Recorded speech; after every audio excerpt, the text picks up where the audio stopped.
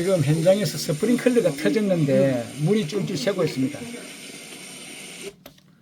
자, 현장 소방관이 가르쳐주는 습식 스프링클러 헤드 터졌을 때 조치법. 자, 저는 부산 소방관이고 최강 불삼군 유튜브를 운영하고 있습니다. 제가 현장에서 경험하고 실제 체득한 그다음에 주의사항 등을 한번 설명드려 보겠습니다. 영상이 좀 길더라도 끝까지 보시면은 여러분들이 현장에서 당하지 않고 잘 조치할 수 있을 겁니다. 자, 여기 지금 식당이고 엄청 큰 건물에 관계자가 주밸브를 잠갔다는데, 자, 여기 보면은 주밸브를 잠갔는데 여기가 스프링클러 알람 밸브실인데 여기 주밸브가 있고 옆에 보면은 배수 밸브가 하나 있습니다. 이 배수 밸브를 안 잠그면은 안 열면은 어떤 일이 있는지 한번 보겠습니다. 배수 밸브를 반드시 열어야 됩니다. 자, 제가 배수 밸브를 잔수까지 빼야 배수가 됩니다. 지금 조금 제끼고 다 제껴야 되는데 내가 다시 더 제끼고 있습니다. 자, 이게 스프링클러 기본 원리가 펌프실이 있고 각 주 배관이 쭉 건물 끝까지 올라갑니다. 그리고 건물 각 층마다 또 배관이 분기가 됩니다. 분기가 쫙 되고 그 다음에 각 층에 분기되는 데마다 알람 밸브실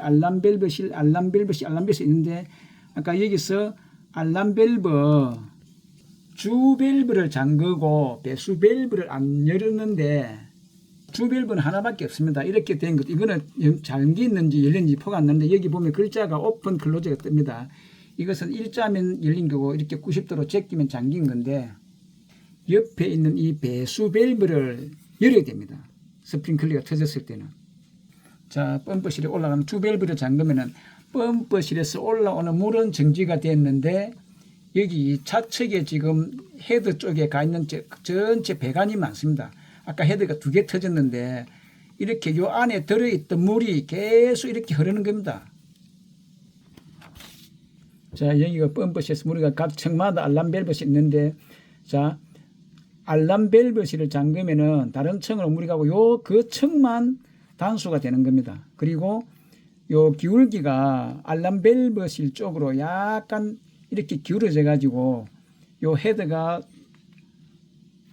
배수 밸브를 열면은 배수 밸브 쪽으로 물이 훨씬 빨리 빠지는데 배수 밸브를 아까 안 열었기 때문에 요 전체 아까 그 건물은 한 층이 한 300평 정도 됐는데 가지 배관들이 엄청 많습니다. 그러면 그 안에 배관의 물들이 요 헤드를 해서 계속 누수가 되는 겁니다. 한 10분 이상 누수가 되는 겁니다. 배수 밸브를 열기 전까지. 그러면은 요 배수 밸브를 열어야 빨리 요 배관에 있는 물을 요 헤드로 나오는 물을 이쪽으로 배수를 빨리 시켜야 되는 겁니다. 그래야 피해가 없습니다. 자, 실제로 지금 불이 나가지고 제가 출동을 가고 있습니다. 자, 아파트에 왔습니다. 지금 계세요. 자, 연기도 안 보이고 불도 안 보이는데 지금 거실이 스프링클러 터졌구나. 젖어가지고 좀 흥건합니다. 불이 물이 실제 났어요. 그러면 정상 작동한 거예요. 그러면은 지금 스프링클러 지금 물은 안 넣죠? 알람 밸브 잠갔죠? 자, 여기서 지금 빨리 요 물을 거실의 물을 치우지 않으면 아랫집에 누수까지 화재 보험 같은 데 가입이 안 돼 있다면 많은 피해를 물어줘야 됩니다. 그래서 알람 밸브실이 열렸을 때는 주 밸브를 오른쪽으로 돌려가 잠그고 이것은 제끼면 되고 반드시 요 배수 밸브까지 열어서 요 전체 배관의 거층에 있는 라인의 물을 다 빼야 됩니다. 그 다음에 알람 밸브실이 안 보여요. 2가지 원인. 자, 여기는 알람 밸브실이라고, 자, 1차 여기는 알람 밸브실이라고 친절하게 적혀 있습니다. 그런데 자, 여기는 보시다시피 어디 갔네. 유수 금지 장치실이라고 되어 있습니다. 알람 밸브가 아니니까 이 사람들이 못 찾는 신입 소방관도 있을 수 있습니다. 자, 그래서 유수 금지 장치실이라고도 하고 이는 습식 말고 전체 스프링클러에 해당됩니다. 그 다음에 알람 밸브실, 이거는 습식 스프링클러만 알람 밸브실이라고 합니다. 그 다음에 알람 밸브 첫 글자를 따가지고 AV실이라고도 하는 데도 있습니다. 이 3가지가 같은 말이니까 당하지 말고. 그 다음에 안 보이는 또 한 가지 원인은 원래 알람 밸브실은 각 층마다 있어야 되는데 그 면적이 좀 작고 그런 데는 2개 층에 미치지 아니하여야 하는데 그래도 2개 이상의 층에는 미치면 안 되는데 2개까지 또 알람 밸브실이 하나만 있는 데도 있습니다. 그럴 때는 아래층이나 위층에 가서 찾으면 됩니다. 간혹 그런 건물도 있습니다. 그 다음에 알람 밸브실이 2군데나 있어요. 실제로 영화관이 많은 데 가면은 알람 밸브실이 2군데가 있는데 왜 그러냐면은 건물이 엄청 큰 데가 있습니다. 한 층의 바닥 면적이. 그러면은 스프링클러 보통 습식 스프링클러 하나의 방호구역은 3,000제곱미터라고 제가 알고 있는데 그 면적을 넘었거나 그 다음에 헤드 개수가 엄청 많아가지고 배관을 굵은 걸 써야 됩니다. 그 배관에 맞게 쓰려면은. 그러면 그 배관을 무조건 굵게 하는 게 좀 곤란할 때는 그 층을 잘라가지고 배관을 좀 작게 하고 구역을 2개로 나눌 수가 있습니다. 그럴 때는 헤드가 터졌을 때는 중간쯤에 알람 밸브실 2군데인데 중간쯤에 터졌다. 그러면은 일단 2군데 다 잠그면 됩니다. 배수 밸브 열고. 그 다음에 알람 밸브실이 잠겼어요. 자, 일반적으로 우리가 습식 스프링 헤드가 터졌을 때 한번 보겠습니다.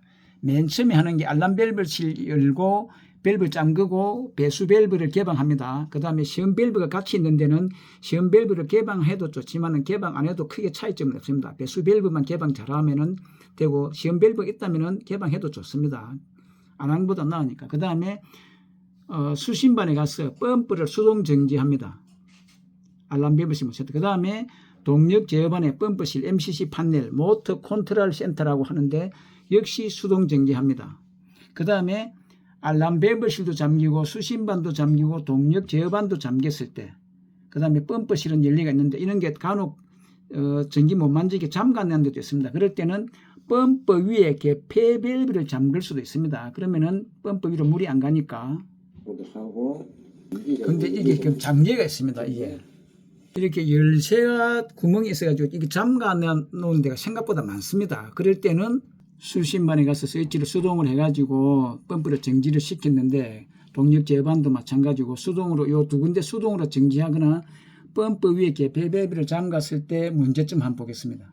자, 보통 펌프실 하나가 아파트 같은 데 가면은 그 한 동마다 따로 있는 게 아니고 한 몇 개 동을 관장합니다. 그래서 요 펌프 쪽에서 만약에 펌프가 수동 정지하면 요 동도 단수, 이 동도 단수 다 죽어버리는 겁니다. 그래서 관계자가 저 멀리 있어가지고 못 오는데 알람 밸브실 잠겨가지고 수신반에 가서 펌프를 정지해 놓으면은 이 전체 아파트 요 해당되는 펌프가 가는 요 동은 다 먹통이 되는 겁니다. 그래서 엄청나게 위험을 초래할 수 있습니다.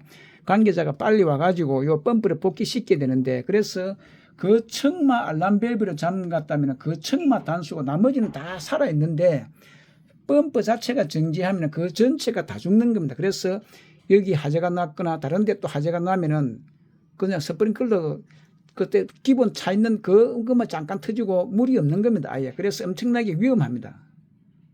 그래서 관계자를 빨리 불러야 되는데 관계자가 빨리 못 온다. 어디 가가지고. 그 다음에 열쇠도 잊어붙다. 그럴 때는 근데 현장에 갔는데 알람 밸브실도 잠기고 수신반도 잠기고 동력 제어반도 잠기고 다 잠겨 있을 때는 어딘가 스프링클러가 계속 물이 새고 있기 때문에 어딘가 한 개를 개방을 해야 되는데 수신반은 주 방화문을 갖다가 부숴야 됩니다. 동력 제어반도 마찬가지고. 근데 알람 밸브실은 그렇게 안 큽니다. 이거 유수금지 장치시 알람 밸브실을 파손을 해가지고 이걸 갖다가 개방해가지고 그걸 잠가야 됩니다. 만약에 다 잠겼을 때는 이건 파괴할 수밖에 없습니다. 계속 스프링클러 물이 새가지고 수선 피해가 나니까.